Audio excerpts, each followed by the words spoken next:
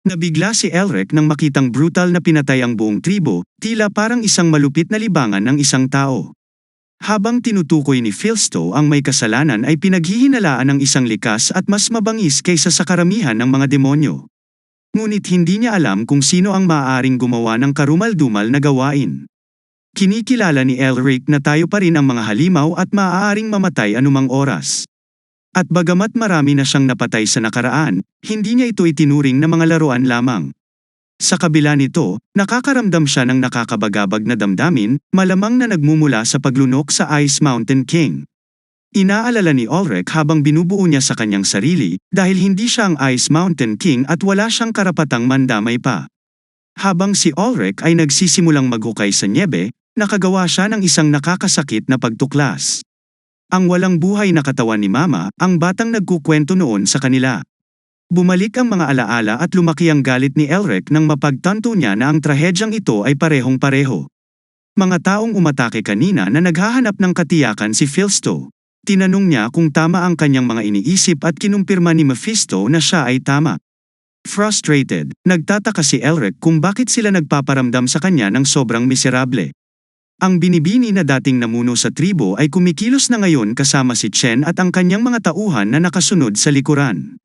Sa kasamaang palad, siya ay nagsinungaling na nagudyok kay Chen na lumapit sa kanya at magtanong tungkol sa kanyang kalusugan. Tinitiyak niya sa kanya na ayos lang siya at hinihimok siyang huwag mag-alala, na binibigyang diin ang patuloy na banta ng mga mamamatay tao, dapat silang manatiling nakatutok sa paghahanap ng libingan na nakikita nila. Pinayuhan siya ni Chen na magpahinga, ngunit iginiit niyang huwag nang maging pabigat, na inihayag na maraming buhay ang nawala dahil sa mga tumutugis sa kanya. Pakiramdam niya ay responsibilidad niyang magpatuloy at hindi niya kayang bumagsak sa puntong ito. Sa kabila ng paghahanap para sa grado sa loob ng isang buong buwan, nananatili itong mailap at nasiraan ng loob siya tungkol sa kanyang kawalan ng kakayahan na gumamit ng espada ng maayos. Sa kabila ng pagiging anak ng maalamat na asul na leon, si Isabel ay nagmula sa prestihiyosong Blue Lion Vile. Ngunit pakiramdam niya ay hindi siya sapat dahil sa kanyang kakulangan ng talento. Madalas siyang kinukutya ng mga tao, na sinasabing hindi man lang siya makahawak ng espada ng maayos at ang kinabukasan ng masamang pamilya ay mukhang malungkot sa kanya bilang isang supling. Napuno ng pag-aalinlangan ang kanyang isip at nagtatanong siya kung karapat-dapat ba siyang tawaging anak ng Blue Lion. Isang gabi sa ilalim ng kumikinang na mga bituin sa kabilugan ng buwan, tinawag sa kanya ng ama ni Isabel, ang Blue Lion na si Herman Vile, at humarap ito sa kanya. Si Herman ay taos-pusong humihingi ng paumanhin para sa pagpapabigat sa kanya ng gayong mga inaasahan. Sa kabila ng kanyang pagtutol, sinisisi ni Isabel ang kanyang sarili sa pakiramdam na hindi siya sapat na sanay upang mabuhay sa pamana ng kanyang ama. Tiniyak ni Herman na hindi niya kailangang sundin ang mga yapak nito.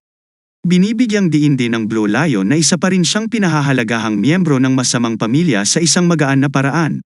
Sinusubukan niyang pasiglahin ang kanyang espiritu sa pamamagitan ng pagpapakita ng kanyang malakas na biceps at mapaglarong humihiling sa kanya na hawakan sila.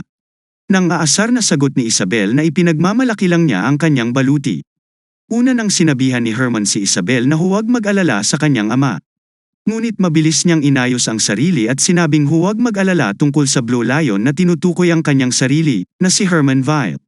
Gayunpaman, habang nangingilid ang mga luha sa kanyang mga mata, si Isabel ay gumawa ng isang taimtim na panata na patuloy na ituloy ang kanyang pangarap na maging pinakamahusay na eskrimador sa kontinente.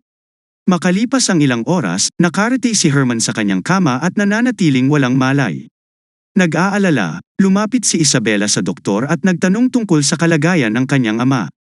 Ipinaliwanag ng doktor na ang kanyang mga sintomas ay katulad ng sa isang sakit na kilala bilang blockage disease.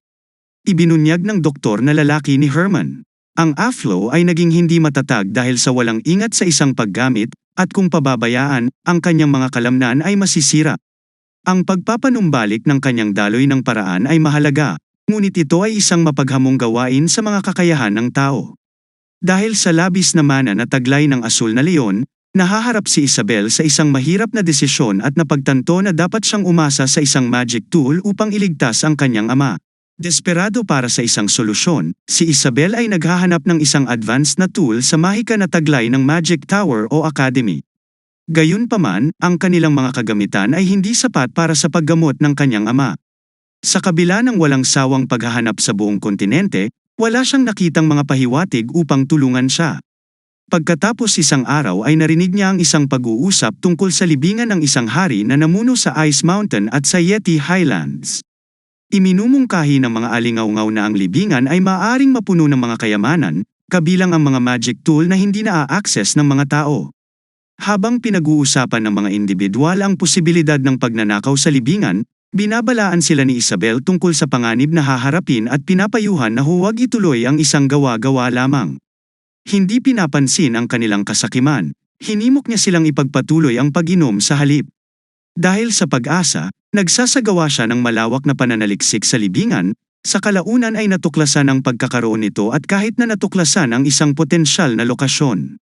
Nagbago ang sitwasyon nang ang balita tungkol sa pagtugis ni Isabel sa libingan ng hari ay nakarating sa kanyang tusong tiyuhin, si Paul Vile.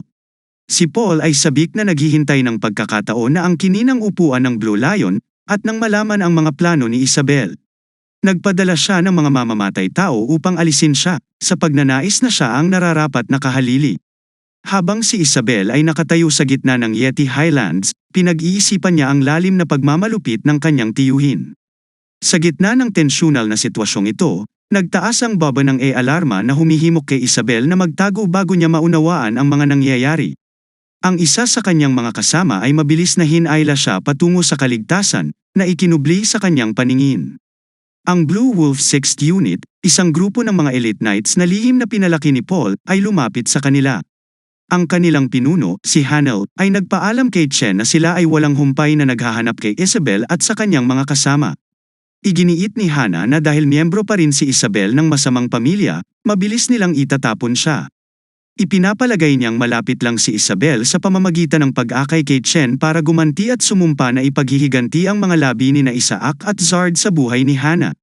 Ang kasama ni Isabel ay desperadong hinimok siya na tumakas at huwag lumingon, ngunit siya ay determinadong tumanggi, determinadong pumunta at iligtas si Chen. Gayunpaman, mahigpit na hinawakan ng kanyang kasama ang kanyang braso, iginiit na hindi nila magagawang madaig ang knights.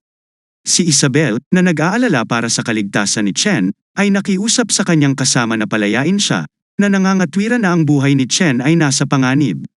Ngunit ipinaalala niya sa kanya na sinasakripisyo ni Chen ang kanyang sarili para makuha ang mga ito.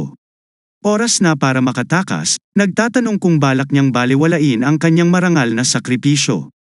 Umaalingaw-ngaw ang boses ni Hana na tumatawag kay Isabel at tinutuya siya tungkol sa nalalapit na pagkamatay ng kanyang tapat na lingkod, na si Shen. Tinutukso niya itong lumabas, alam niyang hindi niya kakayanin na makita siyang mamatay. Bilang tugon, buong tapang na sinabi ni Chen na tinakasan na ni Isabel si Hanel na sinusubukang i-provoke ang kanyang mga pahayag tungkol sa tila kawalang puso ni Isabel sa pag-abandona sa baba. Pagbabanta ni Hanel sa pinunong baba, nag-udyok kay Isabel na lumabas mula sa pagtatago na may mga luhang umaagos sa kanyang mukha. Sigaw niya kay Hana, na nagpapaalala sa kanya na siya ang kanyang tunay na target sa isang gawa ng pagsakripisyo sa sarili, nakikiusap siya sa kanya na iligtas ang buhay ni Chen at mga kasama. Sa halip, nag-aalok si Hanel ng maikling paghingi ng tawad, ngunit mariing sinabi na hindi nito babaguhin ang kanyang mga utos. Ibinunyag niya na inutusan siyang alisin ang sinumang may kaugnayan o nakasaksi sa insidente. Nang hihinayang, sinabi niya na kung hindi tumakbo si Isabel, ang lahat ay maaaring nanatiling buhay, namumuhay ng maligaya kasama ang kanilang mga pamilya. Nang ipahayag ni Hana ang kanyang awa, napagtanto ni Isabel na ang kanyang mga aksyon ay hindi sinasadyang nagdulot ng pagkakautang ng mga inosenteng tao. Iginiit ni Hana na tapusin na nila ito sa paghahanda para sa isang komprontasyon. Gayunpaman, nagbabago ang kanilang focus habang may lumalapit sa eksena at nagtataka si Hanel kung sino ang taong ito. Ang tao ay mabilis na gumawa ng isang spell na tinatawag na transform at casual na tumugon, na nagsasabing siya ay napadaan lamang. Si Satanas ay dati nang inatasan na gawing perpekto ang panahon ng taglamig pagkatapos makumpleto. Gayunpaman, nang siya ay naghahanda na umalis mula sa Ice Mountain, napadpad siya sa isang malungkot na tanawin. Ang Yiddish sa mga tao na walang awa na pinatay. Samantala, sinimulan ni Isabel ang paghahanap upang mahanap ang libingan ng Ice Mountain King, umaasang mapapagaling ang karamdaman ng kanyang ama. Sa kasamaang palad, natagpuan niya ang kanyang sarili na hinabol ng kanyang tiyuhin na si Paul. na umupa ng mga mamamatay tao, ang mga asul na lobo sa isang sandali ng panganib. Mabilis na binago ni Elric ang kanyang sarili at namagitan sa pagitan ni Isabel at ng mga mamamatay tao, na ipinakilala ang kanyang sarili bilang isang nagdaraang Satanas. Bilang tugon, ipinahayag ni Hanel ang Seth-ism na nagtatanong sa kahalagahan ng pagiging isang Satanas at itinatakwil ito bilang isang uri ng avant-garde na kalokohan. Tinutuya niya si Elric na sinasabing mabubuhay sana siya kung nagpatuloy lang siya sa pagdaan. Habang si Elric ay lumapag sa lupa gamit ang magic, si Hana ay nagulat at hiniling na malaman kung sino siya. Gayunpaman, si Ulrich ay naglanding sa hindi inaasahan at siya naglalakbay at nahuhulog sa nyebe. Sa kabila nito, ipinakita niya ang pagmamalasakit para sa kapakanan ni Isabel at itinanong kung ayos lang siya. Tiniyak niya sa kanya na siya nga, ngunit bilang kapalit, iniisip niya kung ayos lang si Elric. Pagkatapos ng kanyang pagkahulog, tiniyak ni Elric sa kanya na ayos lang. Ang kanyang pagmamasid kay Elric ay medyo sa awkward na paglanding. Lalong lumakas ang pagkamausisa ni Hana, at iniisip niya kung ang mga salamangkero ay kadalasang nagka-rating ng ganoon. At bakit hindi siya bumabangon? Iminungkahi ng kanyang kasama na baka mapahiya lang si Elric sa pagkahulog. Samantala, medyo nadismaya si Elric na hindi gaanong kahanga-hanga ang kanyang pagpasok dahil sa snow. Kinilala ni Isabel si Elric bilang ang taong nawala sa kanilang tribo noong isang buwan. Nag-aalala para sa kanyang kaligtasan, hinimok siya nito na tumakas dahil ang sitwasyon ay hindi nag-aalala sa kanya. Gayunpaman, determinado si Hanel na huwag mag-iwan ng mga saksi at inutusan ang kanyang mga kabalyero na alisin si Elric. Hindi nababagabag, pinalabas ni Elric ang kanyang dust spell nang mabilis na inaalis ang knights. Parehong nalilito sina Isabel at Shen sa biglaang pangyayari. Iginiit ni Hanel na patayin ang lahat.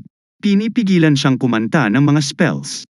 Isang kabalyero ang hamampes kay Elric gamit ang isang espada, ngunit si Elric ay mabilis na umiwas sa mga tao. Sino ang nagbigay ng pahintulot para sa pag-ataking yun? Gumanti siya ng kanyang penetrate spell, na nagtagumpay sa depensa ng knights at naging dahilan upang sumigaw sila para sa tulong. Hinihiling ni Hanel na malaman ang pagkakakilanlan ni Elric. Kung alam niya ang tunay na pagkakakilanlan ng kabalyero sa kanyang nabagong estado, itinatakwil ni Elric ang kanilang mga pagkakakilanlan, hindi nagpakita ng pag-aalala at inutusan silang yumuko sa harap niya. Sa galit nagngangalit ang kanyang mga ngipin at ipinahayag ang kanyang intensyon na patayin si Elray. Namangha si Isabel sa kadalian ng hindi kilalang lalaki na ito ay nagtagumpay sa mga asul na lobo, ngunit napagtanto niya ang pagkaapurahan ng sitwasyon, na kinikilala ang hindi kapanipaniwalang kapangyarihan ni Elric bilang isang salamangkero, nararamdaman din niya ang panganib ng pagiging masyadong malapit sa kanya. Habang nagpapatuloy ang labanan, nakipag-away si Elric kay Hanel, gamit ang kanyang mga magic spell, armament, reinforcement at barilin si Hana. Nagtatanong kung talagang naniniwala siya na kaya niyang talunin si Hanel sa pamamagitan lamang ng mahika. Walang pag-aalinlangan, buong kumpiyansa na iginiit ng Ulrich na ito na ang magwawakas at muling ginamit ang kanyang shootout spell, na naging sanhi ng pag-freeze ni Hanel sa pwesto. Naguguluhan si Hanel sa yelong nakapalibot sa kanya na ayaw masira. Tinutuya siya ni Elric, nagtatanong kung naiintindihan niya ang tunay na mahalaga, at nagbabala na malapit ng ilibing ang kanyang ulo sa lupa. Si Isabel ay hindi makapaniwala, na nasaksihan kung gaano kahirap ang misteryosong lalaking ito na sinira ang mga asul na lobo. Namangha siya sa pagkakaroon ng isang napakalakas na salamangkero sa gilid ng burol na ito at nagtataka kung paano ang isang kasing bata ni Isabel mismo ay maaaring magkaroon ng gayong pambihirang kakayahan. Pinag-iisipan pa ni Isabel kung baka kasama niya si Tasha sa park. Ang pinakamalapit sa isa sa tatlong bagong bituin, kinakain siya ng curiosity habang sinusubukan niyang alamin ang pagkakakilanlan ng misteryosong lalaking ito, iniisip kung dapat ba siyang maging pamilyar sa kanya na. Napabuntong hininga si Alaric at masayang naalala. Hinihiling na makapagpahinga siya sa kapayapaan. Napansin naman ni Fisto na hindi mapakali na pinagmamasdan ni Isabel at ng kanyang mga kasama.